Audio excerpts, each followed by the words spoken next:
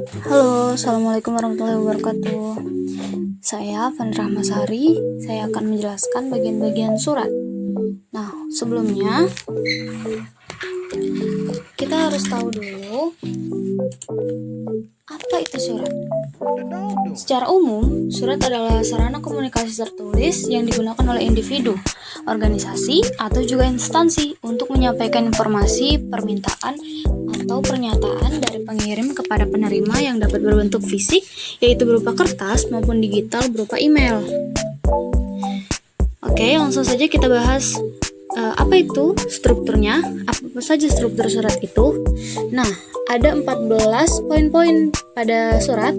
Yang pertama ada kepala surat, selanjutnya nomor surat, tanggal surat, lampiran, hal, alamat tujuan, salam pembuka, isi surat, salam penutup, jabatan dan tanda tangan, nama penanda tangan, NIP, NIK atau RRP, dan sebagainya. Lalu ada tembusan, dan yang terakhir ada inisial penulis. Langsung saja kita bahas bagian yang pertama, yaitu kepala surat.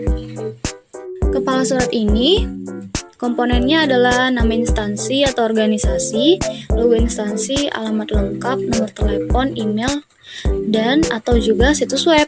Nah, kepala surat ini sering disebut dengan kop surat. Ini adalah bagian yang penting dalam surat resmi yang terletak di bagian paling atas dokumen. Bagian ini berfungsi sebagai identitas formal dari instansi atau organisasi pengirim surat, sekaligus menjadi penanda legalitas dan keaslian dokumen. Oke, langsung saja kita lanjut ke bagian kedua, yaitu nomor surat. Nomor surat ini merupakan kode identifikasi unik untuk menandai surat resmi. Ini menunjukkan urutan, jenis, dan asal dari instansi mana, dan kemudian juga memudahkan arsip dan pelacakan dokumen. Selanjutnya, ada tanggal surat. Tanggal surat ini menunjukkan waktu pembuatan atau pengiriman surat. Tapi biasanya sih lebih sering waktu pembuatan surat ya yang dicantumin. Nah, kemudian juga sebagai untuk dokumentasi atau tindak lanjut, dan juga ditulis sesuai kaidah bahasa Indonesia pastinya. Selanjutnya, ada lampiran. Lampiran ini adalah dokumen tambahan yang menyertai surat utama, yang berfungsi memperkuat atau melengkapi isi surat, dicantumkan setelah nomor surat. Lanjut saja kita ke bagian hal. Nah, bagian hal ini adalah bagian surat yang menunjukkan inti atau pokok isi surat secara singkat. Ditulis dengan ringkas, jelas, dan padat, biasanya hanya satu baris, dan juga membantu penerima agar memahami maksud surat tanpa membaca keseluruhan isi. Lanjut saja kita ke bagian alamat tujuan. Alamat tujuan ini adalah bagian yang menunjukkan pihak atau individu yang menerima surat. Bagian ini menunjukkan pihak atau individu mana yang menerima surat. Isinya berupa nama penerima, instansi, dan alamat lengkapnya. Lanjut, kita ke bagian salam pembuka.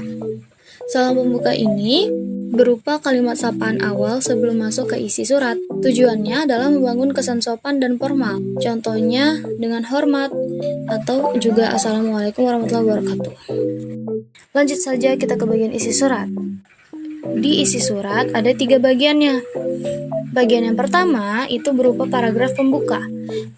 Isinya merupakan salam lanjutan dan tujuan umum penulisan surat. Bisa berisi referensi surat sebelumnya atau latar belakang.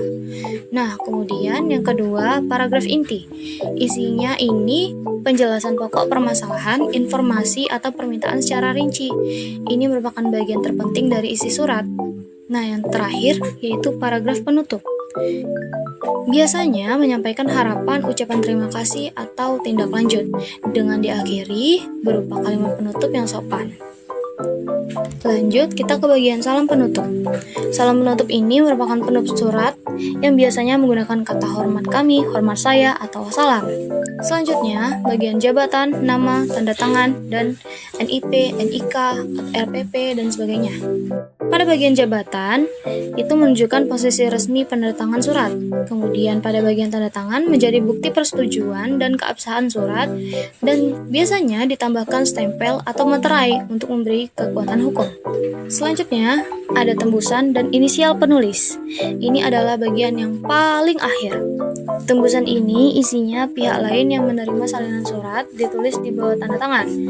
Bagian inisial penulis adalah bagian singkatan nama penyusun surat atau pengkonsep surat yang diletakkan kecil di pojok kiri bawah untuk identifikasi internal. Sekian penjelasan dari saya. Saya harap penjelasan saya dapat dimengerti. Saya mohon maaf jika ada kesalahan tutur kata. Assalamualaikum warahmatullahi wabarakatuh. Terima kasih.